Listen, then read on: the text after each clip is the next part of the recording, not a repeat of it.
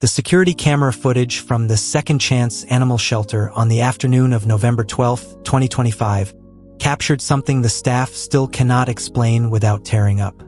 In the grainy, black and white frame of Kennel 42, a man sits on the cold concrete floor. He isn't a small man. He is broad-shouldered, a retired veteran named Elias, whose hands have seen the weight of a rifle for over 20 years. But in this moment, those hands are covering his face as his body shakes with silent, heavy sobs.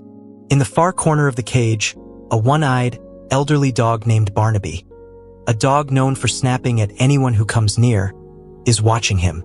The room around them is loud with the barking of 50 other dogs, but between these two, there is a vacuum of stillness.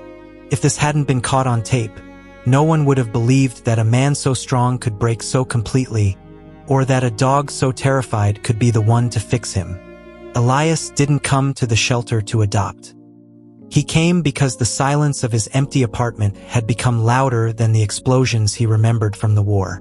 He suffered from severe PTSD, a condition that made every car backfire sound like a mortar and every crowded street feel like a battlefield. For 3 years, Elias lived as a ghost in his own city, pushing away family and friends because they couldn't understand the noise inside his head. Then there was Barnaby. Barnaby was a 10-year-old stray found shivering under a bridge during a thunderstorm. He had lost his left eye to a cruel encounter on the streets and carried a deep, trembling fear of loud noises. At the shelter, Barnaby was labeled unadoptable. Every time a potential family walked by, the clatter of their shoes or the high-pitched excitement of children would send Barnaby into a frantic, defensive growl. He was a dog living in a constant state of red alert, his nervous system shattered by a world that was simply too loud. The shelter staff noticed that Elias always stopped at Barnaby's kennel. He didn't try to pet him, he just stood there. He recognized the look in Barnaby's one good eye, the hypervigilance, the exhaustion of always waiting for the next blow to fall. Two souls, separated by species but united by the same invisible scars. Elias knew what it was like to be judged for your reactions to a world that had hurt you. He knew what it was like to want to disappear into the shadows because the light felt too exposing. On that Tuesday, Elias asked the volunteer if he could just sit inside the kennel for a moment. He didn't want to play. He just wanted to be somewhere where he didn't have to pretend to be okay.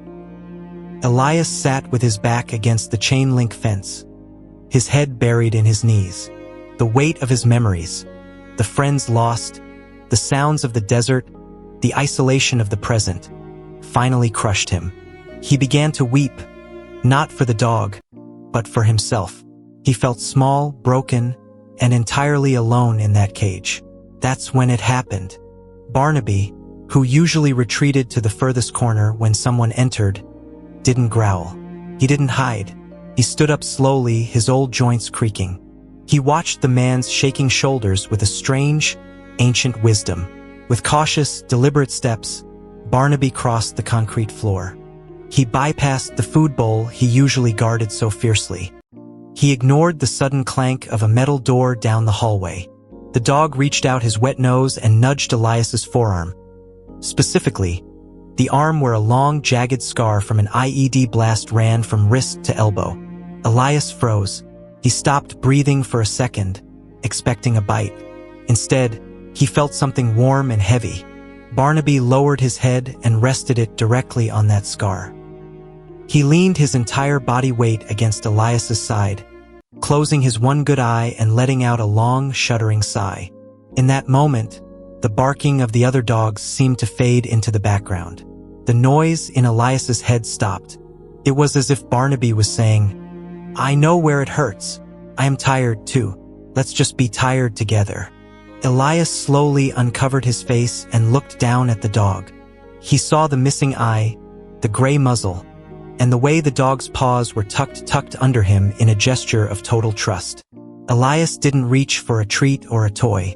He simply laid his hand over Barnaby's neck, feeling the rhythmic beat of a heart that was just as scarred as his own. For the first time in years, Elias wasn't a soldier, and Barnaby wasn't a stray. They were just two heartbeats in a quiet cage, finding the only kind of peace that made sense to them, the peace of being understood without a single word being spoken. The shelter volunteer who checked the camera feed that evening shared the clip on the shelter's social media page with a simple caption, "Healing finds a way." Within 48 hours, the video had been viewed over 3 million times. People from across the country commented, many of them veterans themselves, moved by the sight of such raw, mutual rescue. But Elias didn't care about the views. He had already signed the papers. He walked out of the shelter that day with Barnaby by his side. They didn't go to a busy park or a loud celebration. They went to a quiet trail in the woods. Today, Elias's neighbors see them every morning. They move at the same pace, a slow, steady walk. When a car backfires or a storm rolls in, Elias doesn't reach for his medication, and Barnaby doesn't hide under the bed. They find each other. Elias puts his hand on Barnaby's head, and Barnaby leans into Elias's leg. They have created a world where the noise can't reach them anymore. A simple fundraising campaign started in their name has since provided service dog training for 12 other veterans in the city. We often walk into animal shelters with a quiet, perhaps unconscious, sense of superiority. We walk through those echoes of barking and the smell of concrete, convinced that we are the ones holding the keys to freedom. We cast ourselves as the protagonists of a grand rescue, the heroes descending into the sunless depths to pull a lost, broken soul back into the light of the living. We think we are the ones doing the giving. But Elias and Barnaby taught us something far more profound on that rainy Tuesday afternoon. They showed us that the bars of a kennel aren't the only things that keep a soul imprisoned. Sometimes the strongest cages are the ones we build around our own hearts out of grief, duty, or the scars of a life lived on the front lines. True heroism, we've come to realize, isn't just about the strength to save another life. It is about the immense, terrifying courage to be vulnerable enough to be saved yourself. It is about dropping the armor we've worn for decades and realizing that the only way to truly heal our own jagged wounds is to reach out and comfort the wounds of another. In that cold kennel, as man and dog looked into each other's eyes, the labels of rescuer and unadoptable simply evaporated. Because in the end, we aren't just rescuing animals from a lonely fate. We are reclaiming the fragments of our own humanity that we thought were lost to the shadows long ago.